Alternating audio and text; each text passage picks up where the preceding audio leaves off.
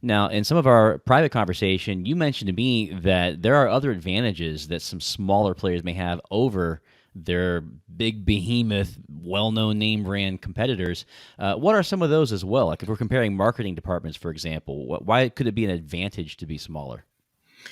I think one of the biggest, and again, I reference point here, most of my friends are founders rather than developers. A lot of my friends are in the maker scene, Bali and Thailand, a lot of those guys running their own businesses.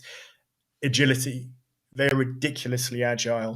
Hmm. If you're a one-person band, a one-man band, or if you're a 10-person business or a 15-person size business, and you speak to your customers, you speak to a number of different customers, and essentially do what I did when I was leading sales for an SME with only 15, 20 people. I would come back into the office and I'd say, right, I've just spoken to the third customer in the last 2 months that wants this particular feature that we're not developing until 2 years from now. Hmm. Can I please have a sit down? Let's talk to development. And the key thing here for sales guys, and this should not need to be told, but you never promise features in a meeting. I mean, that's basic. Always say, okay, I understand this is a product that you'd like. Let me go and speak to the guys in development. We'd sit down and we'd look at the product roadmap and think, how much revenue is tied to each of these features. And I'll tell them there's 3 different companies here. There's 200 grand on the line. If we could get this particular feature in, you know, before the end of the year.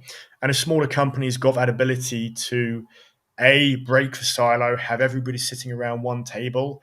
I'm not going to drop in the Jeff Bezos quote about 2 pizzas in one room, but we all know it. You can get everybody in the same room, you can talk, you can hash things out, and you can switch the product roadmap around.